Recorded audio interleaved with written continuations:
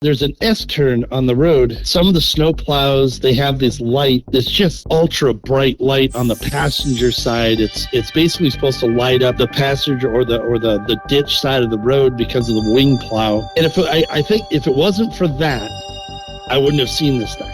You hear the stories and you tell people, and I'm sure you've heard this from others that this thing was big. And you will not grasp it until you see this thing. This had to be the alpha male. And if it wasn't, then I don't want to see an alpha male. It was just massive.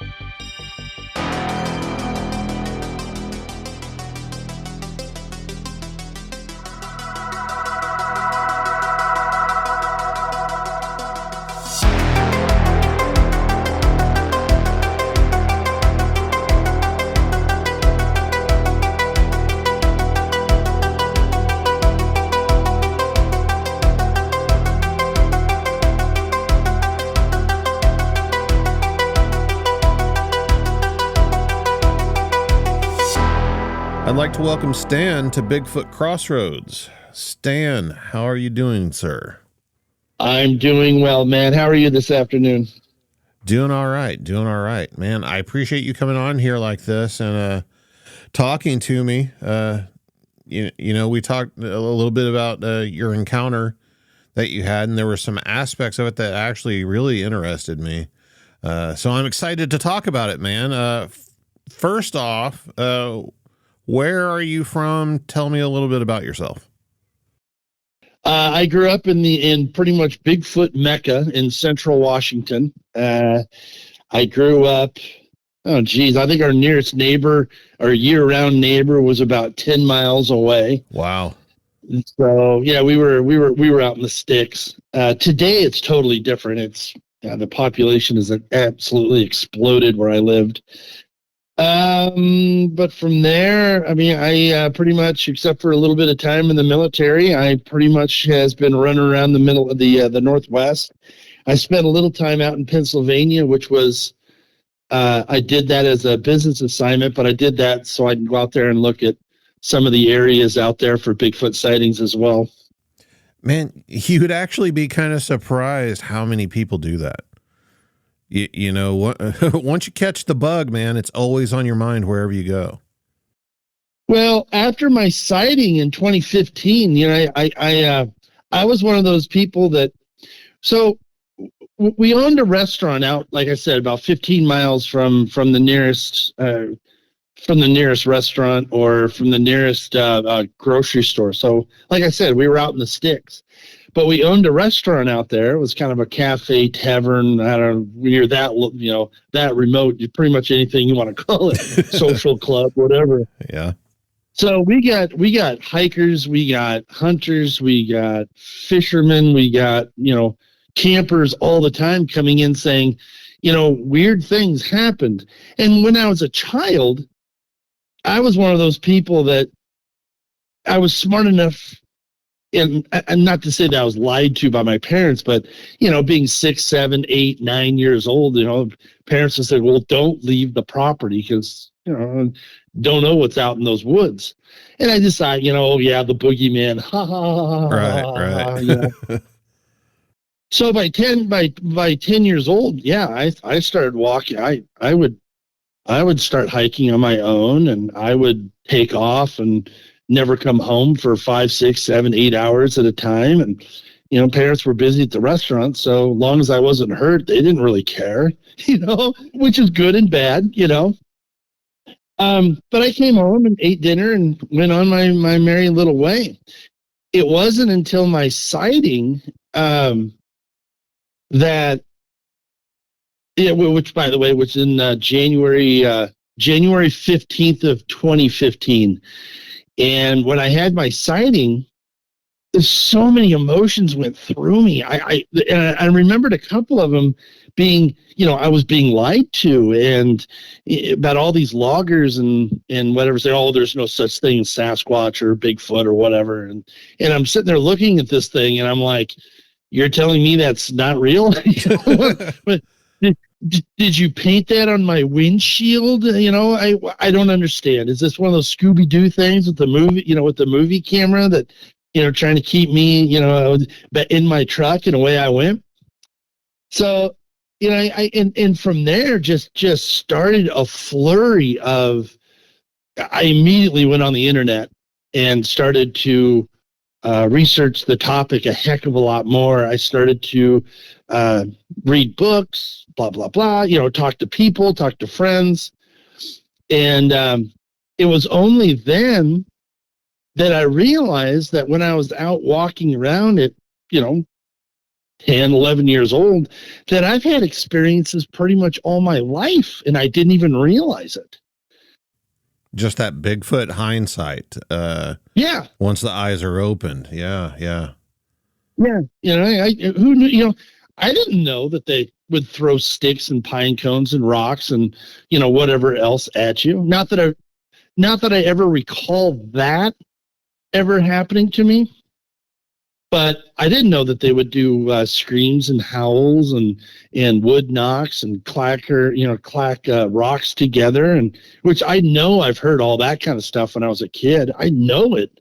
I know the rock clacking, when they, that is, I know I've heard that several times. And when people do it, as a joke, it's always triggers a memory from when I was a kid going, I heard that up at Coulter Creek one time, So, I mean, why would a Sasquatch look at a 10-year-old going, oh my gosh, that's a threat? Yeah, exactly. I mean, if you don't mind, let's just kind of, break it down and walk through your sighting. Sure. Okay. Like I said, it was January 15th, approximately about 1:15, 1:30 in the morning. On 2015, I was working as a seasonal snowplow driver. Even though I was living in a little town called Wenatchee, I worked up basically where I grew up, about 30 miles away is where I was actually, my route was that I was working. And being the junior man, I got stuck on the night shift, which hindsight was one of my favorite shifts, still one of my favorite things to do today. But, and that was, it was one of those really slow, real, no cars around. We had a really abnormal snowfall that year. But this night was, you ever had those nights where it kind of like snows for about maybe 15, 20 minutes for maybe like a quarter inch, flurries basically, and then stop for a couple hours and then maybe another inch. It was one of those nights where it was just, it wasn't even worth being there, but I'm going to plow the road just because I'm bored at 1:15, Yeah. And I was driving down the road. I was just kind of dazing off into, what I'm going to do the next day, when I wake up and trying to, I really wasn't, just kind of zoned out. And there's an S turn on the road, and you swing to the left and then you swing back to the right. And I know some people, probably some of your listeners will know this, that some of the snowplows, they have this light that's just ultra bright light on the passenger side. It's basically supposed to light up the passenger or the ditch side of the road because of the wing plow. So we don't hit the wing plow, break it off, do it and cause damage on everything, whatever. We just replaced it that day before the shift, and it was just illuminating. And I think if it wasn't for that, I wouldn't have seen this thing. I was coming up on a train trestle, and as I was swinging because as I said, I was entering the S turn, going to the left, and I was coming back to the right. It had flinched right at the right moment, and it caught my eye. It was, I joke about it today, saying that it was like a kid getting caught, with their hand in the cookie jar. I was like, oops, and I continued on, and I just stared at this thing. I was just in wonder. You hear the stories and you tell people, and I'm sure you've heard this from others that this thing was big, and you will not grasp it until you see this thing. This had to be the alpha male, and if it wasn't, then I don't want to see an alpha male, because it was just massive. It was a brownish black. I only got to see, as your nose is facing forward as 12 o'clock. I only got to see like from the 7 o'clock profile all the way around to the 2. It was climbing up the hill. And what made it worse is that there were about 5 or 6 foot trees that are along the road climbing up to the railroad tracks. Since that time frame, some of the trees have been knocked down because they got too big and they were interfering with the railway. But a couple of them are still there today. And I was passing through, and my eyes, I was just fixated. Even though the trees were blocking my view, I was just memorized. I was mesmerized. How I made it through the trestle without hitting anything, I don't know, but and there was one spot between the cab of the truck and the mirror that it hit just right between 2 trees, and I got to see some of the muscle definition, some of the of his, because it's his leg that was closer to me, meaning his right leg was totally straight. His left leg was kind of like he was stepping, so it was up a half, and I got to see his right arm. And I didn't get to see its face, which I wished someday I wish I get to see another one. I like to see the face, because a lot of people and a lot of reports that I've heard and a lot of people I've talked to, they say that it's just, it's unmistakable. There's so many human characteristics in it. I would like to see, I mean, that's odd to say I want to make eye contact with one, but I do. Yeah. So I got to see, the hair definite, the muscles, the ridges in it. It was only like 15 feet away from the truck. So, I mean, I got to see a glimpse of that 1 to 2 second glimpse will be etched in my mind forever. And then just as fast as I saw it, it was gone. I had to pass through. I passed underneath the trestle and went a little faster than I should have, all the way down to my turnaround spot, and then came back. And by that time, it was gone. But I've heard since that time frame, I've heard 2 or 3 other people say that during the wintertime that they've witnessed and they've seen tracks there too in the past. And I never could understand why that spot, until one of my friends that works for the railroad in the area tell me that during the wintertime they have to go into the tunnels to take carcasses, deer carcasses or whatever, out, because I guess during storms they will get into the train, the tunnels. Oh yeah, there's a tunnel like a quarter mile from the trestle, and the deer will get hit by a train and sit there. So I'm thinking, so maybe the Bigfoot is using that as like a refrigerator in January, and for because there were still deer up there, which usually they migrate out. But like I said, there was a really light snowfall that year. So that's my theory on that aspect. No, I think that's a really good one. I would totally agree with that theory, personally. Yeah, it's the only thing that I can, especially since there's another Stevens Pass, which I'm sure you've read stories. I mean, Stevens is, like I said, the mecca. It seems like the center hub of Washington State, and it's Sasquatchy. I mean, it's squatchy, as if you've heard before. But there's a tunnel. There's a 7-mile tunnel that goes under that as well. And same thing is that people, Burlington Northern guys, that that they say the same thing, that they find weird things and whatever in carcasses in both of those, and both of the entrances, there's sightings all the way around it. Wow. Yeah, the Burlington Northern, a friend of mine, somebody I know who actually does, who's a researcher, as he calls himself. He told me that there's a secret society within the Burlington Northern or the railroads that, because they don't want others or their bosses to know that they've had sightings of Sasquatch, because they're too scared of their jobs. And I cracked into somebody I've known in the railroad world for years. And I actually asked him, and he goes, yes, there is an actual group that they keep it very hush hush. But when you're in it, it's, very small group, but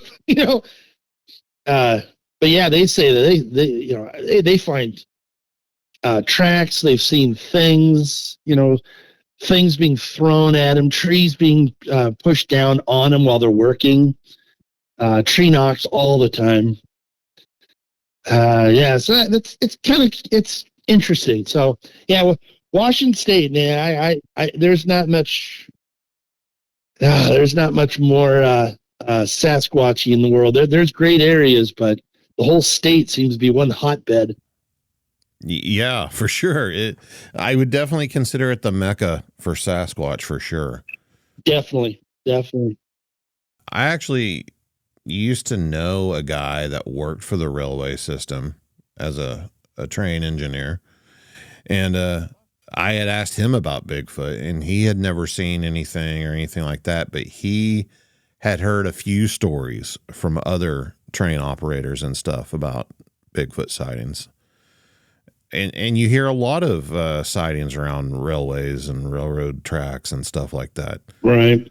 I'm fairly convinced they definitely use them, not only as a means of travel, path of least resistance type situations.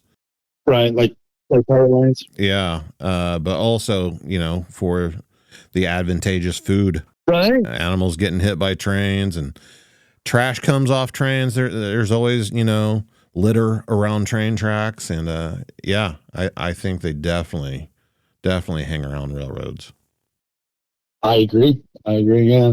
Well, the others, there's one friend that was saying that he was sitting in a passing track, waiting for another train to come by, and he just happened to look over to his right and went on a cliff, and this thing walked out of the woods and was kind of looking at them like, curiosity look. Yeah. He said it was about 7.5 feet tall. It was huge, as he said. Came out, looked at it, stood there for about 3-4 minutes, which, 30 seconds in the woods is a long time. I can't imagine how, Yeah. And he said it sat there, stood there, didn't make a move, didn't do anything, and then just he looked away, looked back, and the thing was gone after a couple minutes. So, so I don't know if they were, obviously they're not. I'm sure that's just curiosity. Talking about the one you saw, you were talking about just how massive it was. Any estimation on size, compared to the Snowplow or anything? Well, I went back a couple of days later. Unfortunately, snow, it melted a little bit. We had a rainfall, I think, after that. So there were tracks, but it was really diminished. You couldn't really see it too much. I brought a friend with me who had no clue what I was doing. So at that time, I was still hesitant to coming out with my story. And I measured the trees, and the trees over the snow was, I think, a little over 6 feet. And I know this thing was head and shoulders over those trees. So I'm thinking at least 7.5 feet tall at the most, or, roughly. Yeah. And as for size, oh man, this thing had to be, 500 pounds at least. Man, just stacked. Yeah, and I'm sure like 400 of it was muscle. Yeah. You hear these stories of them, coming down and just grabbing deer and just walking away with them, or, throwing an elk or a moose over their shoulders and away they go. I after looking at it, I don't doubt it. If he wants my moose, he can have it. Have a good one. Yeah. where you were at the time of your sighting, was that like a normal route for you to go on?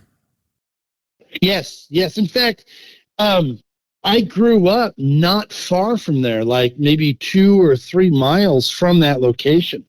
So I had spent, I don't know, about 11 years of my life in that area. That train trestle, there's a little stream called Skinny Creek that runs through there. I used to fish that as a kid when I was younger, all the way through it. I like those hills. I've hunted those hills.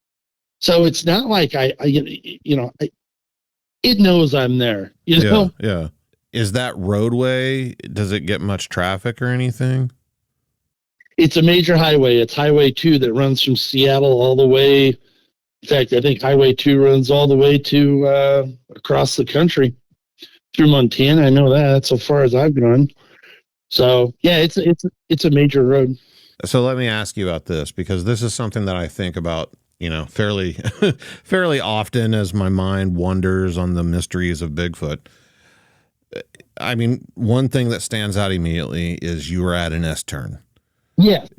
Countless roadside sightings, road crossing sightings happen at curves in roads or low areas between two hills where, the sighting happens very quickly, but it also seems like it might possibly be a situation where the vehicle surprised the Bigfoot. Right.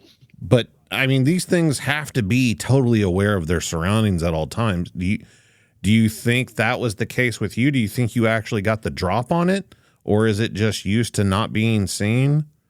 Do you think the roadway itself plays a part in that in any way? It, like I said, it flinched. So I think it was kind of like, oh gosh, I got caught. But if I just sit here motionless, they won't see me. And I almost get the feeling, and I think about this at times, I think about it often actually, that it sat there motionless. And I don't think it's probably the first time that it's been there doing that and got caught by cars. Now, luckily I had that light over the cab that illuminated a lot. And if it wasn't for that, I wouldn't even known it was even there. Yeah. If I had my normal personal vehicle, those lights weren't even close to being bright enough to illuminate through those trees and get to what I was looking at. So I think it's probably done it before, or walked along the road. Maybe it's been there at one time. I just don't. I don't get the sense that it was its first time. Yeah. We think that these things are extremely intelligent. I mean, I talk about that a lot.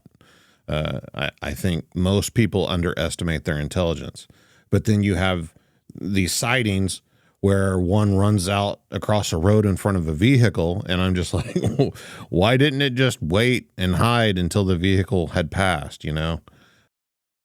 Yeah, I think about that too.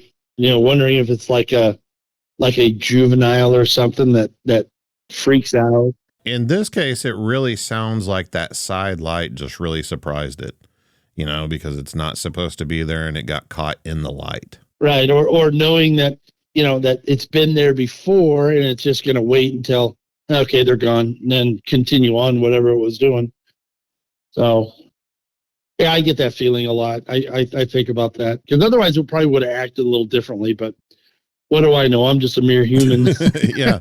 I mean, you said that you had heard of other encounters and stuff in that general location before. Yes, I have. There's a logging road. There's an old logging road just beyond that trestle. I mean, it's not even like a quarter mile from that. And I know that certain loggers on that hill in that valley have said a few things that they say it was screams from like a cougar or whatever else. But I've heard the chirps from cougars. I've heard the yelling of I don't know if you realize, or most of your listeners will realize that cougars have a really distinct sound. It sounds like a woman being mutilated, basically. Yeah. It is freaky when you hear it in the woods. It is freaky. But I know that Sasquatch have kind of a sound like that as well, but it's a little different tone, I guess, or note. You want to talk about musical notes. So I don't know if they heard that or not, or if it was, those loggers actually, if that's what they were hearing. So, right.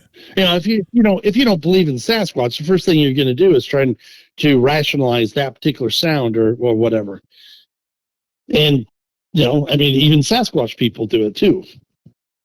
Do you think your parents, you talked about them, like how you felt like you had been lied to. Do you think they were aware of these things, or do you think they were just, oh, that's actually not real, so of course these people are making up stories, or didn't really see one? Never really got to talk to my dad about it. He passed away in 2012, a couple years prior. But I have talked to my mom about it. She's still among the living today. And she believes that there's something out there. She doesn't know what it is. And she goes, because of the footprints. Okay, once you explain those footprints, then I'll believe or disbelieve. She's definitely a believer on sight kind of person. Yeah. What can you show me? Yeah. And to be honest with you, up till that moment, I was kind of the same way. It's like, I hunt, fish, I wander in the woods all the time. I go hiking as much as I can because I love the outdoors. And, for 40 years, I never saw a thing. That just doesn't, that doesn't compute with me. So I was kind of being a disbeliever as well until I saw it, of course. And then it just exploded from there. I was just going to say, like, growing up there, hearing stories, it's part of the culture there. As you got older, was it ever like on your mind while you were out there hunting or anything? Just even the possibility that something might be out there? No, not really. It was never really crossed my mind too much. I just kind of wrote it off as folklore and just kind of something to keep kids at home kind of thing, or around the house. So I never really, I didn't really think about it. Now I think about it. I mean, even now I think about it, I'm driving along around town, and I'm like, I wonder if they can cloak themselves and be in the middle of downtown Seattle, Yeah. Here in Oklahoma, we definitely didn't. I mean, Bigfoot was not something that I ever heard about in Oklahoma until I started actually looking into it. I had never heard of a sighting or anything like that. But then, like you, I was one of those people that experienced Bigfoot hindsight, where after I had my encounter and realized, oh crap, these things are real. Then I started thinking back to different instances of things I had experienced as a kid. And like you, I was one of those kids that grew up in a generation where, sun came up, I was out the door and in the woods for the day by myself, with a machete or a little hatchet and a BB gun, and nobody worried about me until it was dinner time. So, right. What a great way to grow up. Yeah. And I did have, during those times, I did have one experience while I was out there that definitely came to mind later on in life, where there was something big that went crashing through the brush that I never saw and terrified me, froze me in my footsteps. And that was the last time I went that far into the woods by myself. But it wasn't, it wasn't, Bigfoot just wasn't on my radar back then. It wasn't even a possibility, which is a blessing. As a little kid, like, you don't want to think you're out there with Bigfoot for sure. But it was kind of interesting because later on in life, after I started investigating the phenomenon and everything, there was actually some sightings nearby that area. And I took a trip out there, not expecting to find anything. And we found a footprint, maybe, a mile away from where that had happened to me as a kid. So there you go. You know, it's just kind of mind blowing how widespread these things are whenever you start to actually pay attention and look for them. You know, one of the things that really blew my mind was when I first started looking into it. And in fact, probably the first day was I didn't realize that every state in the union has had a sighting of some sort of Sasquatch in it.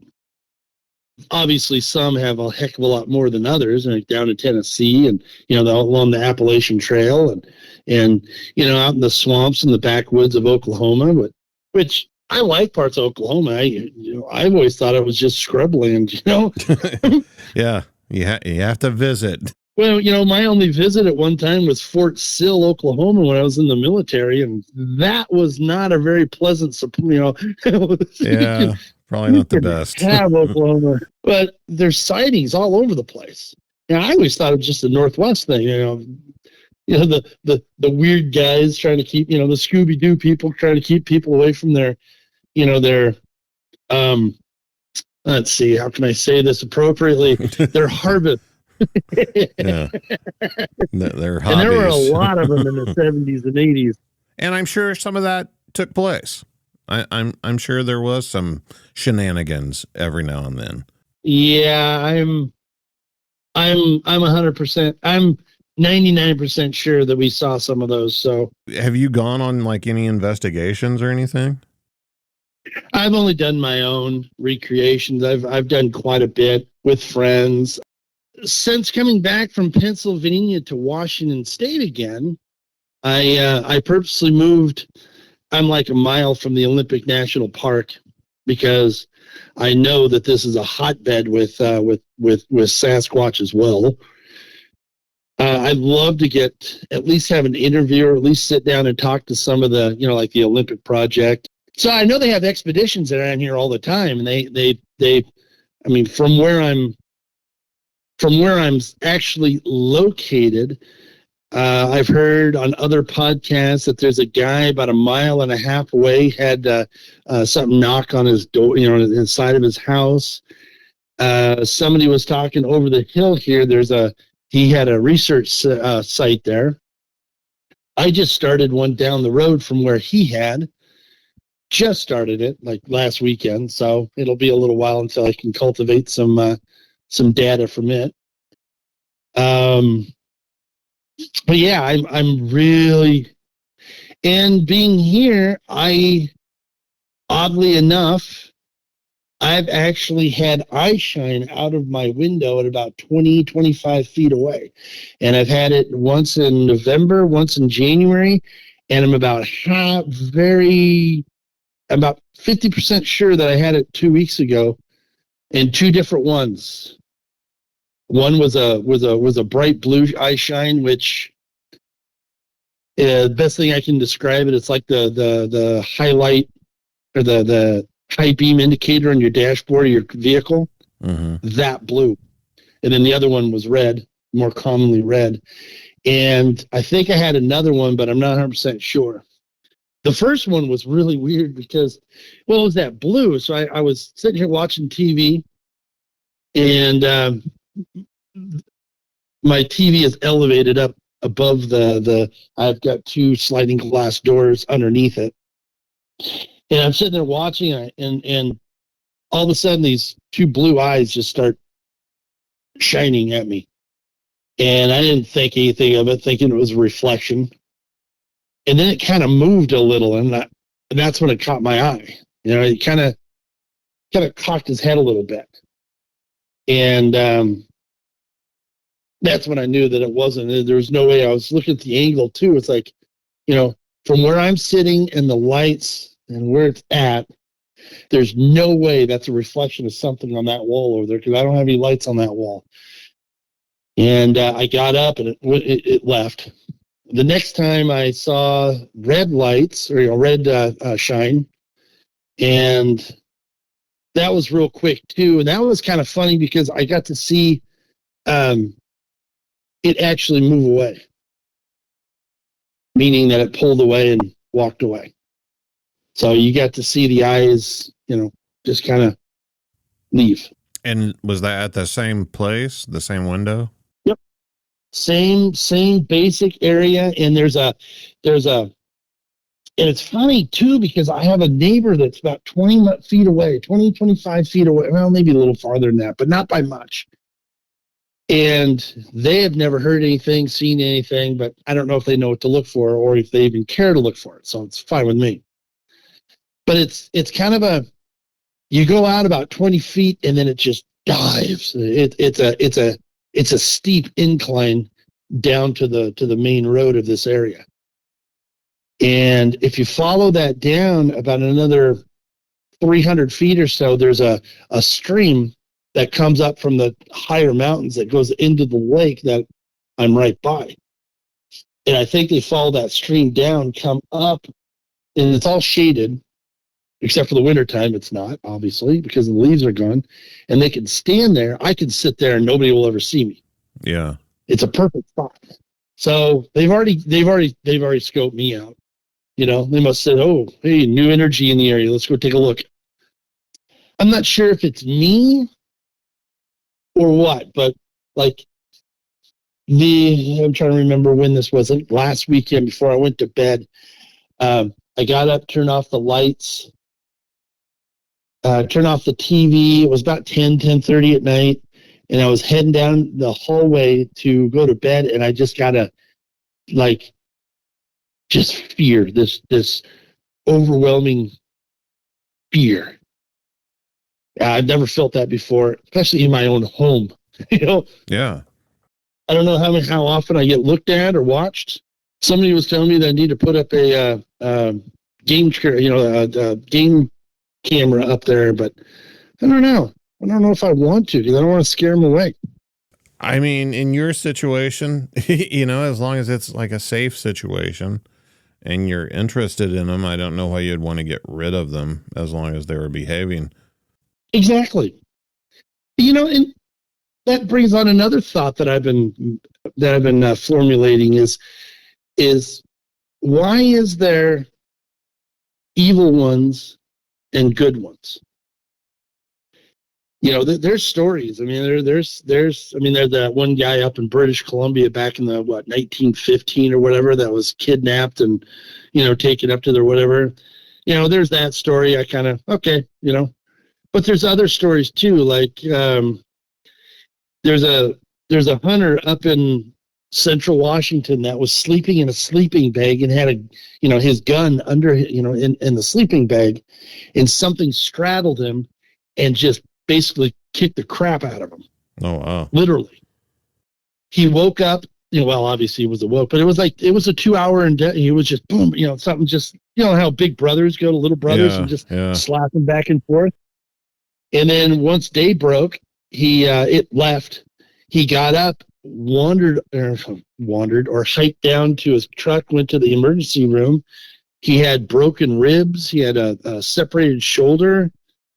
I'm not sure if that's, because he had a gun, but seems to be evil ones too, and good ones. There's a story up by Mount Baker where this guy, he twists an ankle, and he twisted his ankle really bad. He was 7 miles from his truck. And as he was sitting there, this Sasquatch came out of the woods, appeared to him, came up, and another one came up alongside. They picked him up and carried him all the way down to the trailhead, set him down, and then just kind of sat off in the bushes a little bit, make sure he was safe until somebody showed up for him. There's good and bad stories. Whether they're believable, I don't know. But there's enough of them to where it's like my mom. There's enough tracks out there to make it believable. There's got to be some truth to it, especially with people who've never met each other before having, the same basic experiences as this person did. That's the thing, whenever I first started getting involved in this, I was, what people consider a researcher, field investigator, whatever you want to call it. And I was fortunate enough to hook up with some really good people who had been doing this for a long time that weren't really interested in being big names in the Bigfoot world, or speaking at conferences. Not that there's anything wrong with that, but they just weren't interested in that stuff. Right. And some of them knew a lot of people in Oklahoma and a Native American community. And these people, I was hearing stories all the time, firsthand, secondhand, where people were encountering these things and having all kinds of just mind-blowing encounters. And like you're saying, some were good, some were bad. But these people, this was before all the Facebook groups and pages and all the podcasts and the YouTube channels. These people weren't on the internet. They weren't picking up stories from other places. They were saying, this is what's going on. And after you hear enough of them and start meeting some of the people telling you these things, you don't have any choice but there has to be truth in it. There has to be. Now, there has to be something in it. Yeah.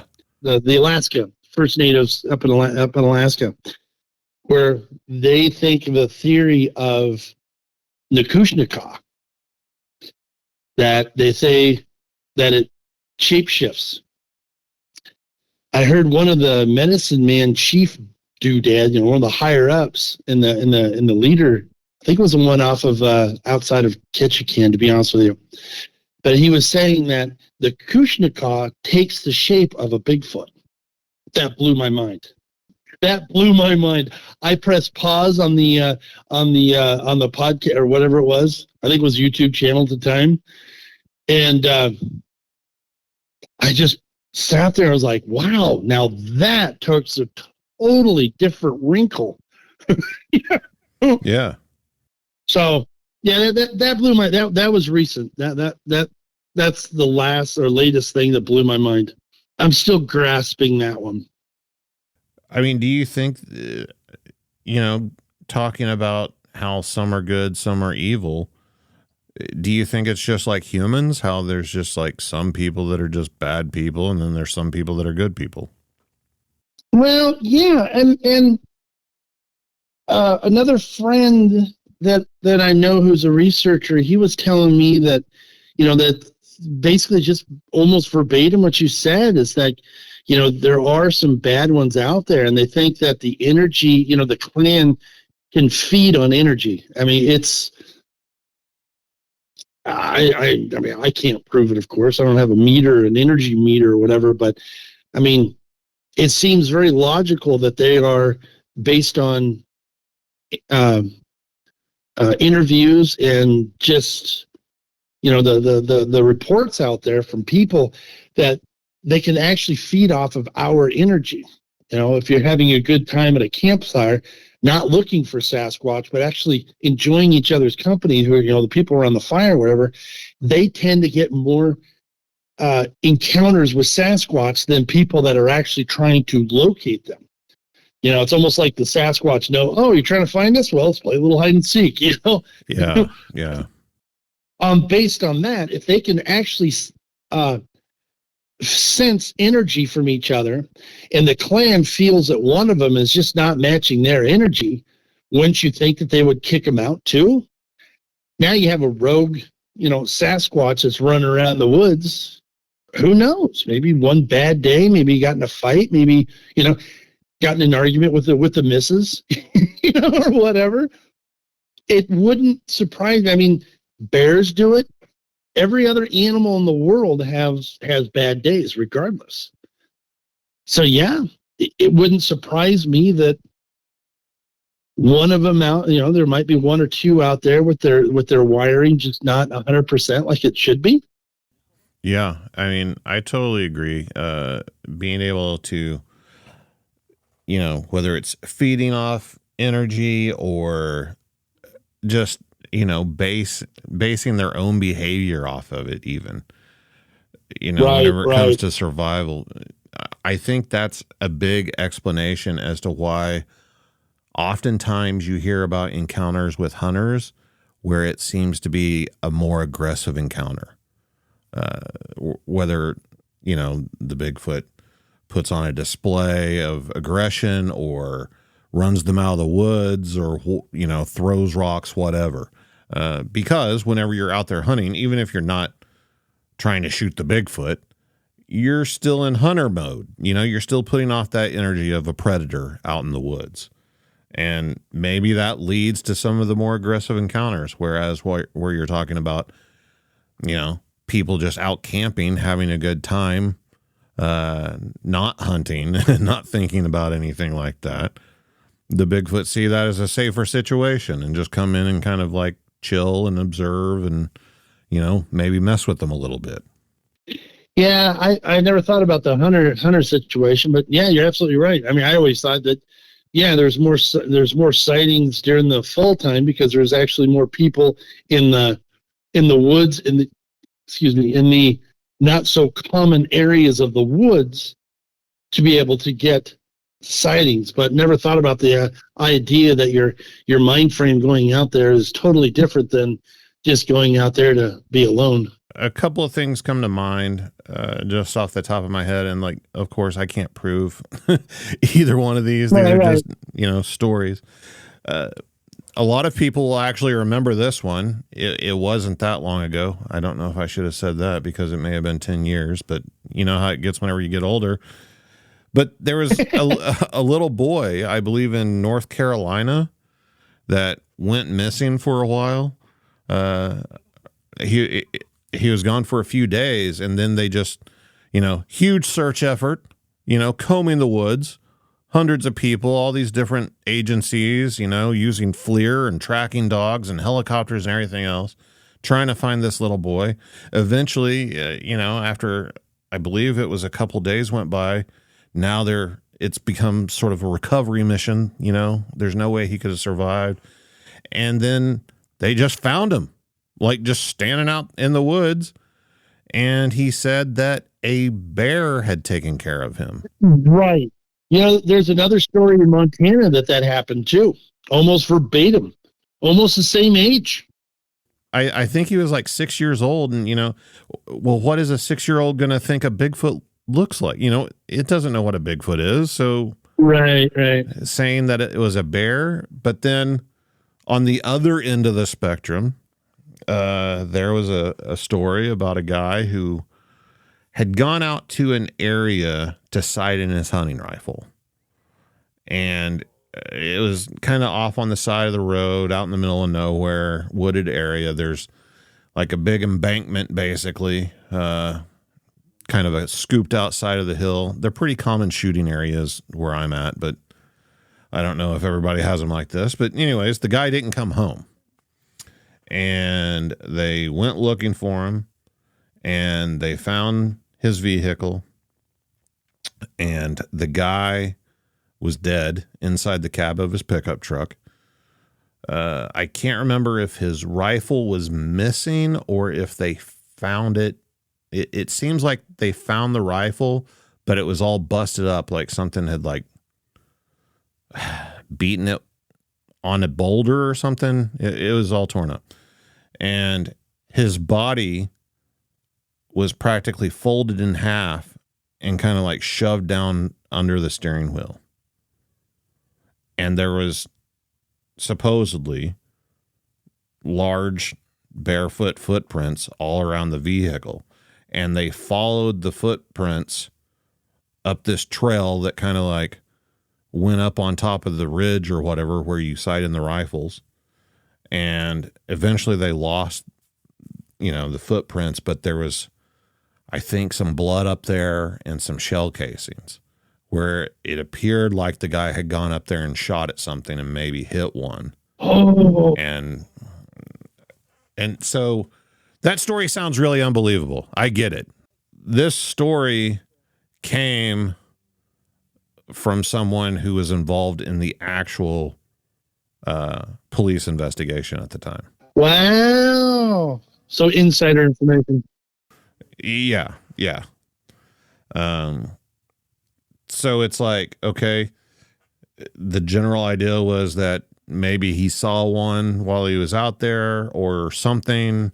There was some sort of altercation. He shot at one, and that was the end result, where a little kid gets lost in the woods and they help him back to safety and keep him alive.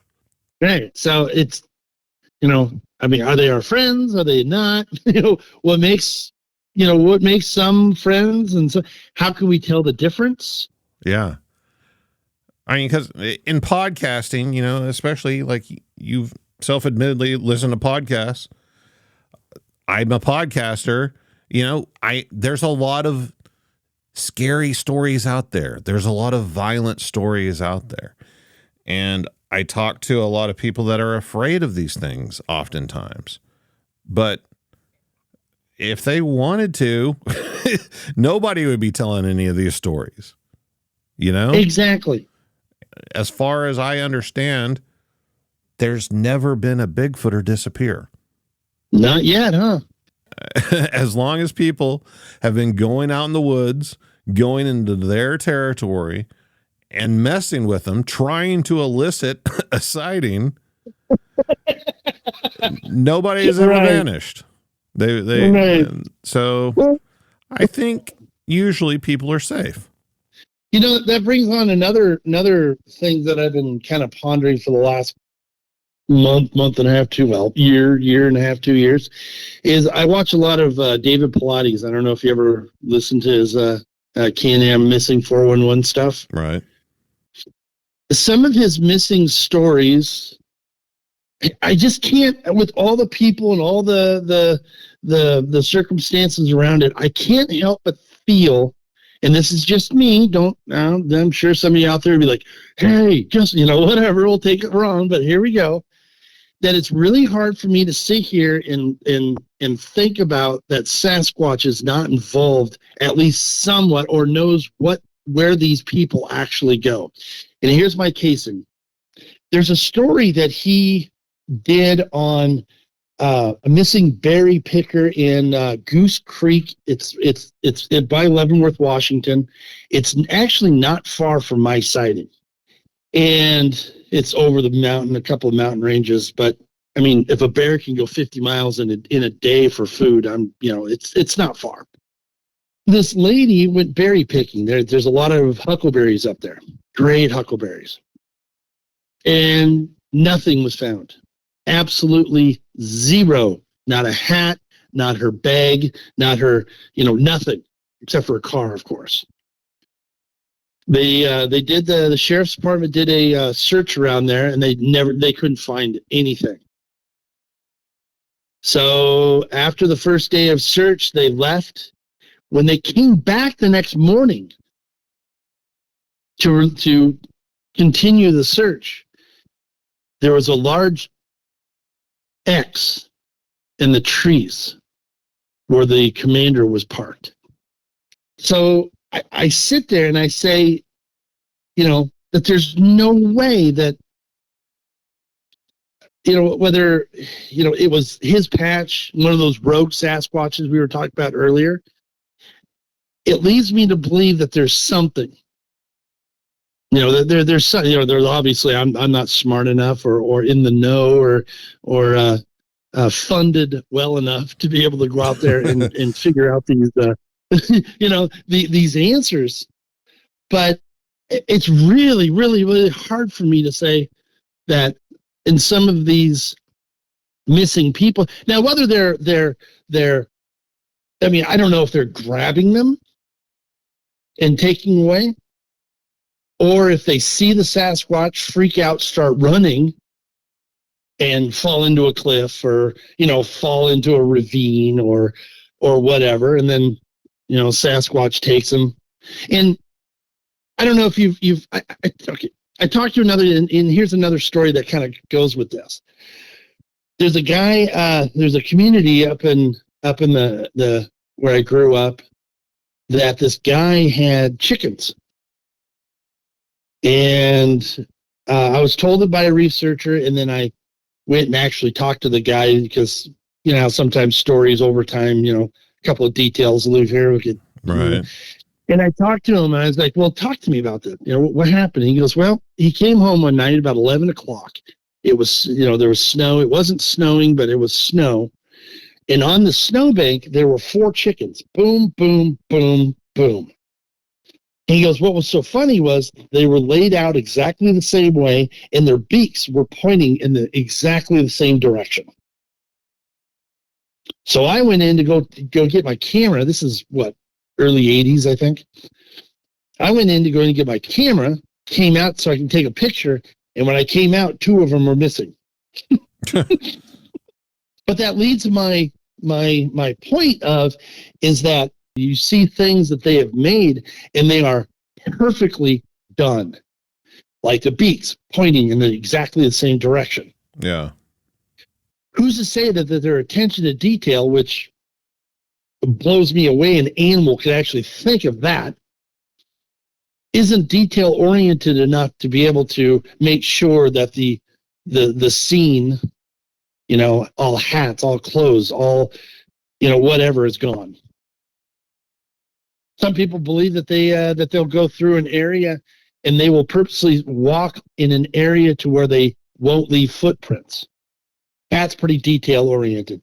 I mean, that's like reconnaissance in the Marine Corps kind of thinking. Yeah. I mean, there's one of the first things that I was told about was the possibility of them using like a branch or something to brush away their tracks. Oh, I never heard of that. Yeah. And then out in the field, we firsthand found situations where they would change up their pattern, change up their tracks. Say they're walking in one direction and there's tracks there, and then the tracks vanish. Yes. But then if you go off to the left or the right, 10, 15 feet away, you find the tracks again. As if they became aware that they were leaving tracks and they jumped off to the side to make the tracks. Also situations where they could have climbed up on a tree limb or something overhead, or used the rocks. Rocks are a big one. It seems like they'll step on rocks intentionally so they don't leave tracks. But other than humans, there's nothing else out there that are aware of themselves to the point where they understand tracks and that they're leaving tracks and will do things to try and hide that. And who are they hiding it from? I mean, unless it's us, what else would they be hiding their tracks from? Yeah, I definitely believe that they're responsible for some of the missing persons, for sure. Yeah, I tend to believe that too. I just think it's a situation kind of like sometimes grizzly bears kill people, but not all encounters with grizzly bears end in a grizzly bear attack. I think it's a very similar situation. Not all people that go missing in the woods, it's not all Bigfoot, but it could happen for sure. Right. And then, I mean, if you get attacked by a grizzly bear, there's going to be marks and scuffle. There's going to be a scene left behind of whatever. Right. These people vanish without a trace, nothing. And it's why it's really hard for me to think, something with that much intelligence, that much nowhere and be able to see in the future a little bit, like, oh, somebody's going to be here, so I better, clean up. It's a criminal. Yeah, it's a criminal thought. I'm going to wipe my fingerprints down. But I mean, if you go back in, native lore, a lot of things that kind of sound like a Bigfoot by description, it's about they kidnap children or they kidnap women. It's always about taking people. Right. So it's not like a new concept, even if we're just going back and looking at folklore. And then, like you were talking about the Albert Ostman story, they snagged him up and, hauled him off. Yeah. One last thing that really spooked me out in the woods is I used to go up to this one lake quite a bit. I used to hike into it. It used to be an annual event, usually on my birthday or somewhere around it, and which is mid-July. And I walked up to this lake, and when I was up there, I was in flip-flop shorts and a T-shirt, and as I got there on a fishing pole, of course, when I got there, the black clouds started popping over the hill just before it. So I turned around and started heading back. And you kind of have to go up on the way back anyway. You have to go up this kind of a little bit of a hill, and then you're pretty much, it's downhill from then on out, and it's zigzags. When I got up to the top there, I heard a thump in the woods behind me. So I sat there thinking, it didn't sound huge. It just sounded like a deer crashing through, actually. It wasn't huge. It was just weird, you know. Today I think it was, well, I'll tell you the rest, and I'll tell you what I think it was later. So I started walking, and you hear it. You don't hear footsteps, but you hear the cracking. You know, the cracking of the bushes and the you know, just it's like, that's interesting. Now, I've been followed. The deer will do this around here, especially if they're not used to humans. They will follow humans once for a while. I've experienced that many times in the alpine lakes. So I just think it was a deer. Well, halfway through this hike, down there's a power line that goes from I think Grand Coulee all the way to over here to Seattle, and the Seattle area helps power the grid. And I'm sitting there, it has a nice little overlook, and I'm just kind of playing, you know, just looking, just kind of taking a break before I hit the switchbacks. And right when I start, I look up, and there's a 6-year-old kid staring at me. Bright yellow red shirt. And I'm just looking, going, what the heck? What are you doing out here? You know, first thing I thought of was a shapeshifter. I'm like, oh, you know. And he started talking. He came up and he started talking. He's like, were you? And I'm like, never mind me. What are you doing here? He goes, oh, my mom and a few others. While we were sitting there talking, just right then, the mom and came up on the trail. He just ran ahead, which to me, I don't think that's very smart, but that's just me.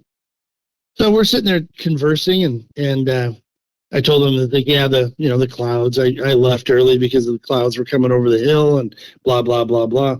And right when I was about ready to leave, I went, "Hey, you might want to keep your heads up." I didn't want to scare him. There's a deer or something along the side. You guys might get a good sight, and I want to keep their heads up so that just in case they can probably survive, whatever.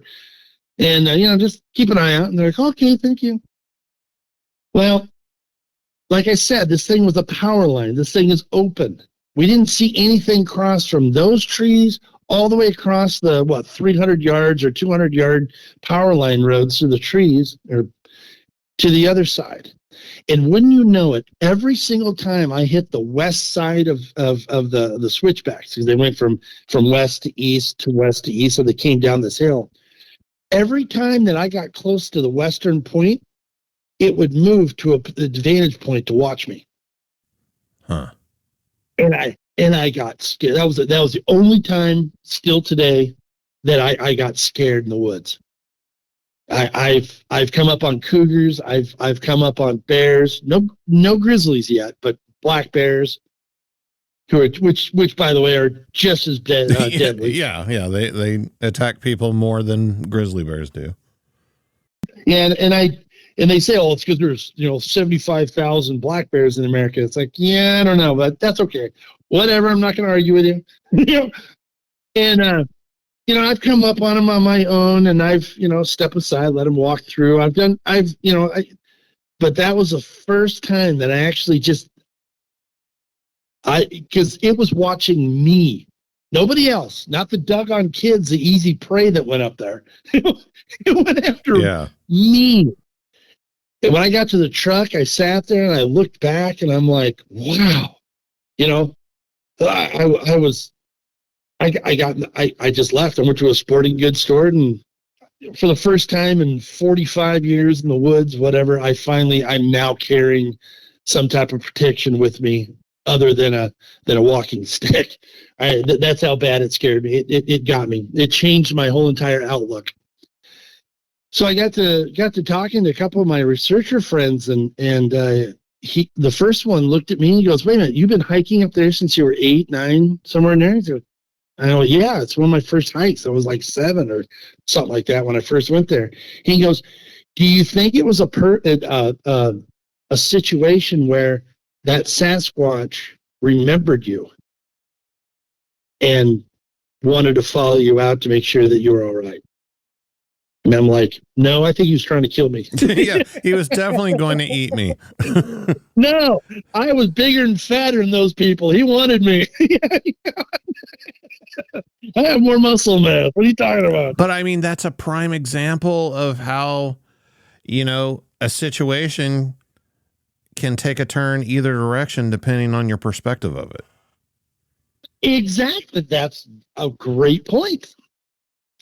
Yeah, I was never more scared in my life. I've never experienced that before.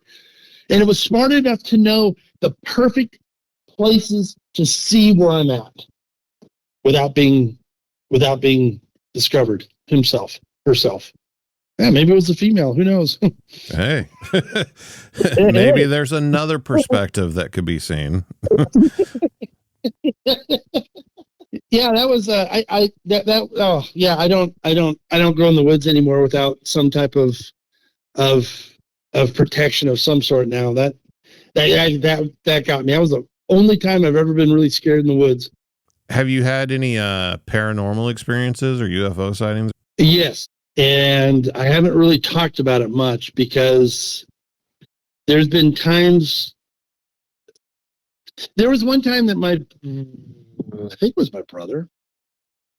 We did an overnight stay up in the lake in these lights. Something was, and we were up on a hill, and something was flying down below us with weird lights. Now it was unidentified. The next morning we saw. It's also a training area for.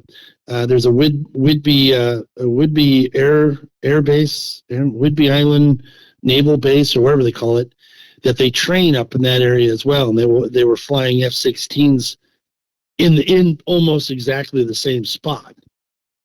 The next day, or throughout the week, they were doing it. So I have experienced that. There's a house in Leavenworth that I don't know if it's still there or not, but it was funny because the ghost that inhabits that house was definitely an arborist or a florist of some sort, because all the plants in the place would be in the most perfect sunlight all day. They'd be moved all day long. They'd be moved. That was creepy. Like it would move like the plants around, so they were staying in the sun? The most optimal sunlight for that particular plant, yes. Wow. That's crazy. Yeah. That was my first experience with paranormal. I didn't believe it either until I actually physically saw it. The owner's like, well, watch this. Puts 3 plants out. We walk in the other room, and she just looked at me and goes, we'll give it a couple minutes. Walk back in there, and the plants were moved. All 3 of them were moved.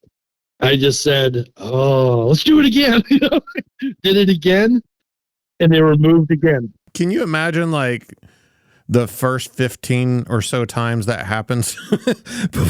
Like, before you realize what's going on? Like, I could have swore that those plants were on the other side of the room.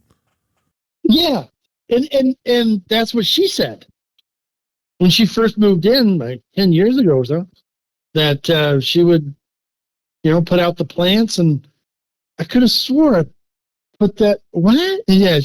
Until she finally figured it out, what was going on. Wow. Yeah. That was.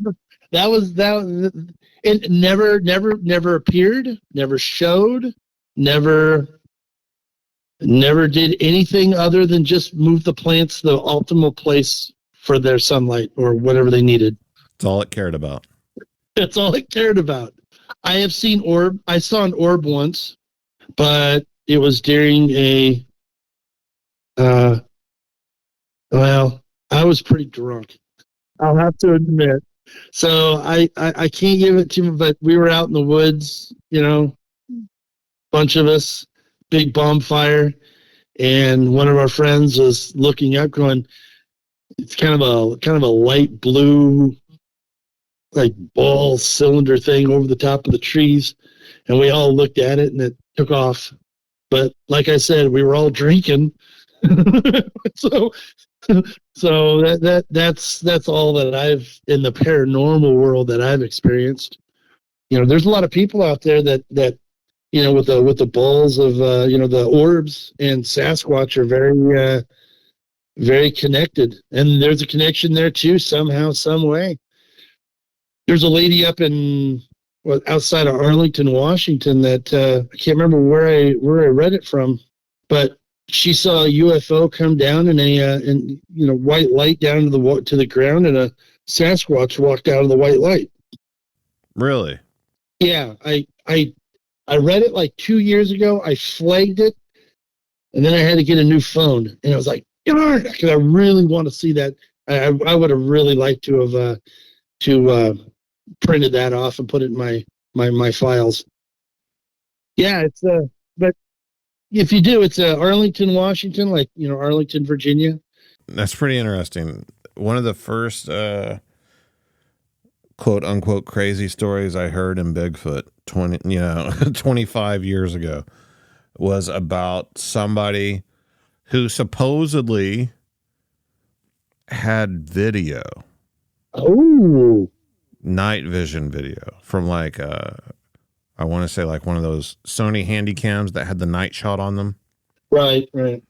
Of some sort of UFO type craft in like a field that opened up and a ball of light came out, and out of that ball of light came some Bigfoot that like ran off into the woods. Now, I never saw the video, but yeah. But like now you're telling me about a story about Bigfoot coming out of a ball of light. So that's pretty crazy. Yeah. That's pretty crazy. Yeah, I've heard it. I heard it too on another one of my conversations or something, but somebody else brought it up too once, and it was like, wow, all right, unprovoked. Like I didn't ask for it. I just it came out. Can't remember where I heard it, but that's kind of a crazy. That leads you to believe that there's kind of goes back to there's more going on here, and the paranormal with Sasquatch is now related to it. The portals. They say, oh, there's got to be some type of a portal out there. Well, if there's portals, then why doesn't one pop up in the middle of Seattle or Oklahoma City or New York? Well, why is it always in the woods? I mean, are they that intelligent to be able to do that? Whenever you start getting into the portal stuff, it's completely out of my wheelhouse. I don't even know. I can't wrap my brain around it. I just can't. Mine too. It blows my mind as well. It's like it's just above my intellect. Yeah, I mean, I'm open to the idea of anything at this point. I don't think anything should be taken off the table because I don't think anybody really knows anything. I think we've got some basic ideas, based off of observations that people have had firsthand. But outside of that, I don't really think we know anything. So until the day that we do, I'm keeping all doors open. Yeah, that's pretty much.